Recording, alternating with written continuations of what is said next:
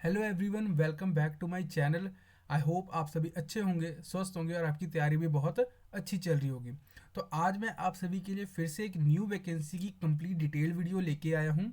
अगर मैं बात करता हूँ इस वैकेंसी की, तो ये जो वैकेंसी है ये हमारा बिहार की तरफ से आया है। वो भी एक सिपाही भर्ती की है, यानी कि बिहार पुलिस कांस्टेबल की ये जो भर्ती है ये निकल के आई है। इस वीडियो में मैं आपको कंप्लीट डिटेल बताऊंगा कि आप इस फॉर्म को कैसे अप्लाई कर सकते हैं, कितनी फीस है, कौन सी डेट्स है, जो इंपॉर्टेंट डेट्स है उसके बारे में डिस्कस करेंगे। साथ ही साथ सिलेक्शन का क्या प्रोसेस रहेगा और कौन कौन से एग्जाम्स होंगे, फिजिकल की क्या रिक्वायरमेंट्स है, वो सारा मैं आपको इस वीडियो के थ्रू डिटेल में बताऊंगा। तो चलिए स्टार्ट करते हैं। सबसे पहले अगर हम इंपॉर्टेंट डेट्स की बात कर लेते हैं, तो ये जो फॉर्म है ये आप 18 मार्च 2025 से अप्लाई कर सकते हैं और इसकी जो लास्ट डेट रहेगी वो 18 अप्रैल 2025 रहेगी। यानी कि आप पूरे एक महीना आपको दिया गया है बिहार सरकार की तरफ से इस फॉर्म को अप्लाई करने के लिए, जो कि बिहार पुलिस कांस्टेबल की भर्ती है। अगर मैं बात करता हूँ इसमें जो टोटल नंबर ऑफ वैकेंसीज है वो है 19,838 वैकेंसी है। यानी कि अप्रॉक्सीमेटली हम बात करें तो 20,000 वैकेंसी जो है वो बिहार ने निकाली है। जैसा कि आप सभी को पता है कि 2025 में नवंबर दिसंबर में बिहार में इलेक्शंस हैं, तो उससे पहले पहले सरकार कुछ ना कुछ ऐसा कर रही है जिससे उनको वोटिंग वगैरह ज़्यादा मिले। तो बहुत ही अच्छा अपॉर्चुनिटी आपको मिला गया है बिहार सरकार की तरफ से कि आप इस वैकेंसी को अप्लाई कर सकते हैं और एक अच्छी सरकारी नौकरी पा सकते हैं। अगर मैं बात करता हूँ सैलरी की, तो आपको इसमें जो सैलरी मिलेगी वो 21,700 से लेकर 69,000 तक की, मतलब कि अप्रॉक्सीमेटली आपको इतनी सैलरी इसमें देखने को मिलेगी। अगर मैं बात करता हूँ वैकेंसी की, तो टोटल नंबर ऑफ वैकेंसीज हमारे पास 19,838 है। जिसमें से अगर हम महिलाओं की बात करें यानी कि वुमेन्स की, तो 6,717 वैकेंसी जो है वो फीमेल्स के लिए है। और यानी फ्रीडम फाइटर्स जो है उनके लिए जो है 397 वैकेंसी इसके अंदर दी गई है। यहाँ पे आप कैटेगरी वाइज भी देख सकते हैं कि जैसे कि अनरिजर्व की अगर हम बात करें तो उसमें इतनी वैकेंसी यानी कि 7,935 वैकेंसीज है। वहीं पे अगर महिलाओं की बात करें तो 2,777 है। एससी की बात करते हैं तो इनके पास 3,174 और वुमेन्स के पास 1,111 वैकेंसी है। ऐसी एसटी के लिए, ईबीसी के लिए यानी कि इकोनॉमिकली बैकवर्ड क्लासेस के लिए, बैकवर्ड क्लासेस के लिए, और बीसीडब्ल्यू यानी कि बैकवर्ड क्लास वुमेन जो है उनके लिए भी वैकेंसी जो है निकाली गई है। जैसा कि आप देख सकते हैं इसमें कोई वैकेंसी नहीं है, तो आप एज अ जनरल कैंडिडेट भी अप्लाई कर सकते हैं। वैसे ईडब्ल्यूएस की अगर हम बात करें तो टोटल इनमें है 1,983 वैकेंसीज है और फीमेल्स के लिए 694 वैकेंसीज दी है। यानी कि टोटल वैकेंसी हमारे के अंदर कितनी है, 19,838 वैकेंसी टोटल दी गई है, जिसमें से 6,717 वैकेंसी जो है वो वुमेन्स के लिए है और इसी में से 397 जो वैकेंसीज है वो फ्रीडम फाइटर्स के लिए है। मतलब अप्रॉक्सीमेटली अगर हम बात करें तो 20,000 वैकेंसी है, जो कि बहुत ही अच्छा नंबर है आप सभी के लिए इस जॉब के लिए। तो आप जल्दी से जल्दी इस फॉर्म को अप्लाई कीजिएगा और ज़रूर अप्लाई कीजिएगा। अब उसके बाद हम बात करते हैं कि इसमें क्या क्या मांगा हुआ है। तो जैसे कि हम पहले बात करें तो इंडियन सिटीजन, आप इंडिया के सिटीजन होने चाहिए। और अगर हम मतलब कि हाइट और चेस्ट की बात कर लेते हैं तो इसमें अगर आप देखेंगे मतलब कि अनरिजर्व कैटेगरी के लिए और पिछड़ित वर्ग यानी कि जो बैकवर्ड क्लासेस है उनके पुरुष के लिए यानी कि मेल्स के लिए जो चेस्ट होनी चाहिए, मतलब हाइट होनी चाहिए, वो कितनी होनी चाहिए, 165 सेंटीमीटर। अगर चेस्ट की बात करें तो 81 सेंटीमीटर और एक्सपैंड करके 86 सेंटीमीटर होनी चाहिए। फिर उसके बाद हमारे पास आता है अत्यंत पिछड़ा वर्ग, यानी कि अगर हम बात करते हैं ईबीसी की यानी कि इकोनॉमिकली बैकवर्ड क्लासेस की बात करते हैं, तो इनकी जो हाइट होनी चाहिए वो 160 सेंटीमीटर। चेस्ट की बात करें तो 81 सेंटीमीटर और एक्सपैंड करके यानी कि फुला के 86 सेंटीमीटर होनी चाहिए। उसके बाद अगर हम बात करते हैं अनुचित जाति की या फिर अनुचित जनजाति की यानी कि एससी एसटी की अगर हम बात करते हैं, तो इनकी हाइट जो होनी चाहिए 160 सेंटीमीटर होनी चाहिए। और चेस्ट की बात कर ले तो 79 सेंटीमीटर और एक्सपैंड करके 84 सेंटीमीटर होनी चाहिए। और महिलाओं की बात करें यानी कि किसी भी कैटेगरी की, S C S T, E B C, E W S की कैटेगरी की किसी मतलब वर्ग की जो महिला होगी उनके लिए जो हाइट होनी चाहिए 155 सेंटीमीटर मिनिमम होनी चाहिए। और चेस्ट के लिए कोई एप्लीकेबल नहीं है कि मतलब कि आपकी कितनी भी चेस्ट हो वो चलेगा। उसके बाद अगर हम बात कर लेते हैं एजुकेशन क्वालिफिकेशन की, तो इसमें एजुकेशन क्वालिफिकेशन में हमारा +2 मांगा हुआ है। मतलब आपने किसी भी स्ट्रीम से, medical, non medical, commerce, arts, किसी भी स्ट्रीम से अगर आपने +2 की हुई है, किसी भी बोर्ड से, सीबीएसई बोर्ड से या फिर अपना पंजाब बोर्ड से, स्टेट बोर्ड से, बिहार बोर्ड से, किसी भी बोर्ड से अगर आपने +2 पास किया तो आप इस फॉर्म के लिए एलिजिबल हैं। अगर हम उम्र की बात कर लेते हैं, यानी कि एज लिमिट्स की बात कर लेते हैं, तो मिनिमम आपकी एज जो होनी चाहिए वो 18 साल होनी चाहिए और मैक्सिमम आपकी जो होनी चाहिए 25 साल की एज लिमिट होनी चाहिए। उसके बाद अगर हम बात करते हैं पिछड़ा वर्ग या फिर अन्य पिछड़ा वर्ग के पुरुषों की, यानी कि बीसी कैटेगरी हो गया या फिर ईबीसी कैटेगरी की अगर हम बात करते हैं, तो इनको 2 साल का एज रिलैक्सेशन दिया गया है। यानी कि जो इनकी एज होनी चाहिए वो 18 साल से लेकर 27 साल के बीच में होनी चाहिए। और वहीं पे अगर पिछड़ा वर्ग की बात करें या फिर अन्य पिछड़ा वर्ग की बात कर लेते हैं, यानी कि हमारे पास जो बीसी या ईबीसी कैटेगरी है उसकी जो महिलाओं की अगर हम बात करते हैं, तो उनको 3 वर्ष का क्या दिया है, एज रिलैक्सेशन देखने को दिया गया है। यानी कि 18 से 28 साल की जो होनी चाहिए। यानी कि अगर हम बात करें बीसी कैटेगरी की या फिर ईबीसी कैटेगरी की, तो जो बीसी और ईबीसी में जो मेल कैंडिडेट्स हैं उनके लिए 2 साल का एज रिलैक्सेशन दिया गया है। और वहीं पे बीसी और ईबीसी की अगर हम फीमेल कैंडिडेट्स की बात कर लेते हैं, तो उनको 3 साल का जो एज रिलैक्सेशन देखने को दिया गया है। अगर उसके बाद अगर हम बात करते हैं, उसके बाद अगर हम बात करते हैं अनुचित जनजाति या फिर अनुचित जनजाति की अगर हम बात करते हैं, यानी कि SC ST की बात करते हैं, और साथ ही साथ ट्रांसजेंडर की अगर हम बात करते हैं, जो भी है मतलब कि पुरुष या महिला कोई भी है, मतलब SC ST कैटेगरीज में से अगर पुरुष है यानी कि मेल कैंडिडेट्स और फीमेल कैंडिडेट्स दोनों के लिए ही, और साथ ही साथ ट्रांसजेंडर के लिए जो है वो 5 साल का एज रिलैक्सेशन दिया गया है। यानी कि 18 से 30 साल की जो एज होनी चाहिए आपकी होनी चाहिए। यानी कि अगर हम बात करें कि मिनिमम आपकी जो 18 से 25 साल होनी चाहिए। अगर आप बीसी या ईबीसी कैटेगरी से बिलोंग करते हैं और आप मेल कैंडिडेट्स हैं तो 2 साल का एज रिलैक्सेशन, अगर फीमेल है तो 3 साल का एज रिलैक्सेशन। अगर आप SC ST कैटेगरी से बिलोंग करते हैं, मेल हो चाहे फीमेल हो, और साथ ही साथ अगर आप ट्रांसजेंडर हैं तो आपके लिए कितने 5 साल का एज रिलैक्सेशन देखने को दिया गया है। मतलब इतनी एज रिलैक्सेशन आपको दी गई है।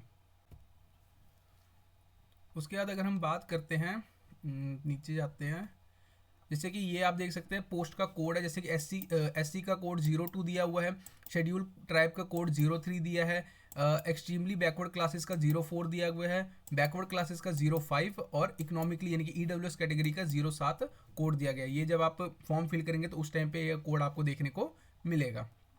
अगर उसके बाद बात करते हैं हम सिलेक्शन प्रोसेस की, तो जो सिलेक्शन प्रोसेस होगा सबसे पहले आपका क्या होगा, एक रिटन टेस्ट होगा, जिसमें अगर हम बात करते हैं ये टोटल जो होगा 100 नंबर का क्वेश्चन होगा, 100 नंबर का होगा, जिसमें आपको 100 क्वेश्चन देखने को मिलेंगे और ये 2 घंटे का पेपर होगा। यानी कि टाइम भी इसमें बहुत अच्छा खासा दिया गया है, यानी कि 100 क्वेश्चन करने के लिए आपको 2 घंटे का टाइम दिया गया है। अगर हम सब्जेक्ट्स की बात कर लेते हैं तो इसमें हिंदी पूछी जाएगी, अंग्रेजी यानी कि इंग्लिश, गणित यानी कि मैथ्स पूछी जाएगी, साथ ही साथ सामाजिक विज्ञान यानी कि जो हमारे पास SC ST सॉरी GK वो अपना ज्योग्राफी हो गया, हिस्ट्री हो गया, इकोनॉमिक्स हो गया, पॉलिटी हो गया, इससे क्वेश्चन आएंगे।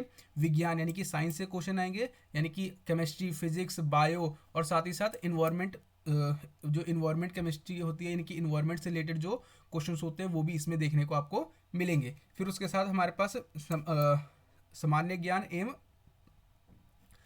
मतलब कि यानी कि आपको करंट अफेयर से भी क्वेश्चन जो है वो देखने को मिलेगा साथ ही साथ। यानी कि इसमें टोटल हमारे पास 5 से 6 सब्जेक्ट आ जाते हैं, जैसे हिंदी हो गया, इंग्लिश हो गया, मैथ्स हो गया, उसके साथ हमारे पास विज्ञान यानी कि साइंस हो गया, GK हो गया, GS हो गया, और साथ ही साथ करंट अफेयर से भी क्वेश्चन आपको देखने को मिलेगा।